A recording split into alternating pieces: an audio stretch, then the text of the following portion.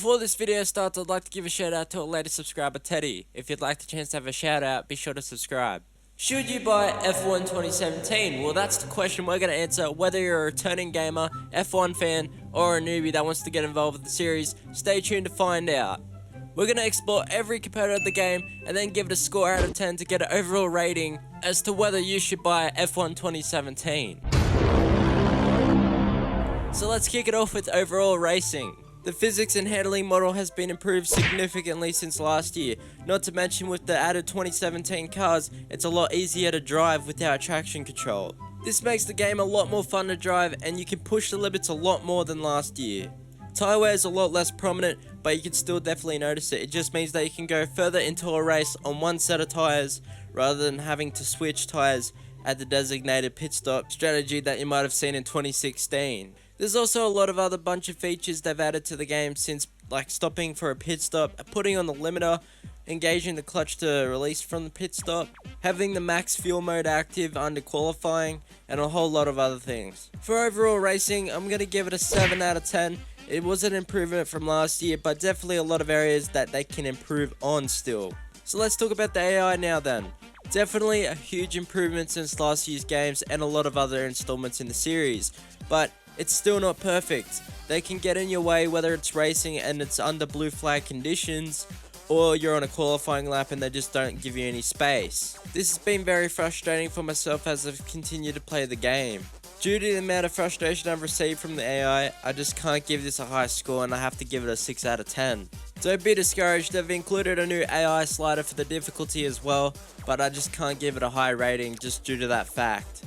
Alright then, let's get into something a bit more positive like the career mode.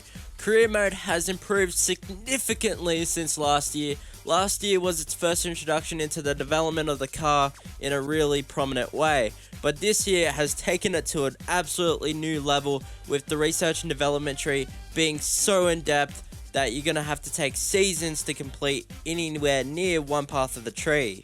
Being able to change your power unit and gearbox has also been introduced in the game, as well as being able to take grid place penalties, which you'll find out that the AI can do too. This definitely creates some spice in the races towards the end of the season. They've also found a way to incorporate classic cars into the career mode as well. For this component of the game, I'm going to give it a 9 out of 10 just because of how good it is. But unfortunately, to shadow that, we have online. Now, I was really excited and I was hoping that online would be an improvement from last year, but there's just too many glitches. That honestly is so many glitches that I think I'm going to start up a series saying glitches of the week.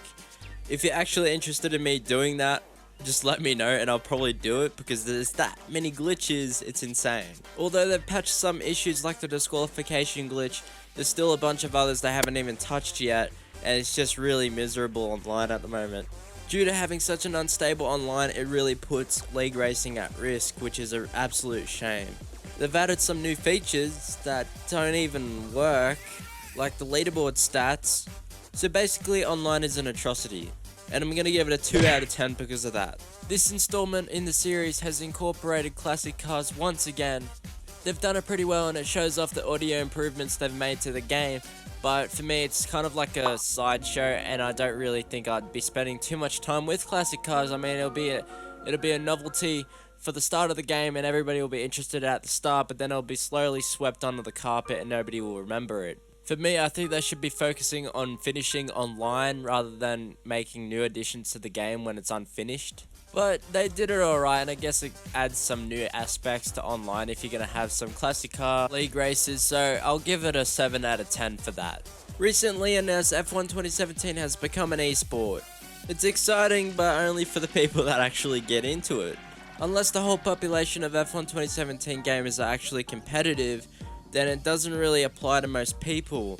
This is especially to the fact that they're only allowing wheel users to compete at the finals as well.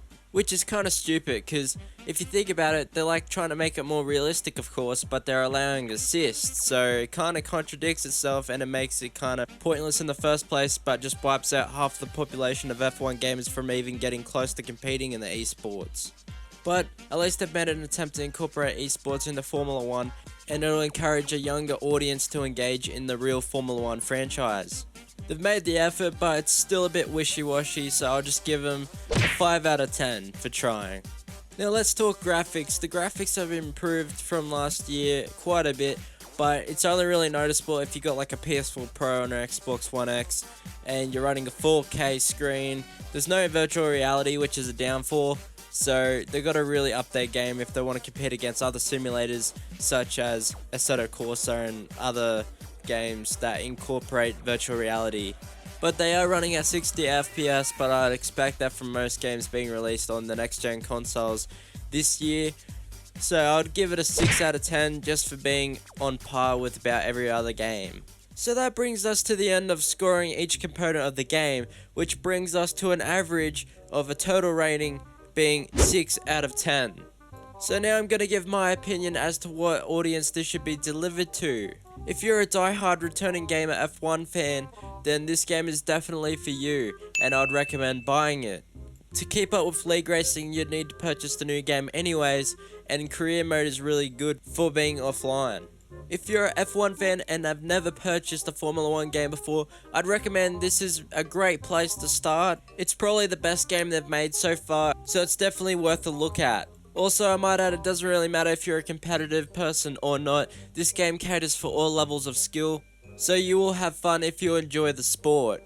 Now, if you're a newbie and have never bought a Formula 1 game before, or you don't follow the sport, I'm not sure if this will be the game for you, because you may not be interested in this genre.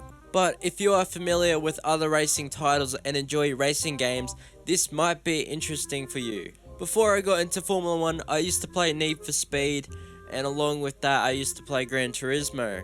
The game actually engaged me in the sport, and I started loving the sport ever since I started playing the game, to be honest. So if you know absolutely nothing about Formula 1 but you enjoy racing, I'd recommend it if you are interested in it, but otherwise this game may not be for you. Last but not least, I'm going to give my own opinion. I'd buy this game just because the career mode's so good, and that's probably where you're going to spend most of your time playing the game. Therefore, that 9 out of 10 rating is most applicable to you, unless you enjoy league racing and only race the game for league racing.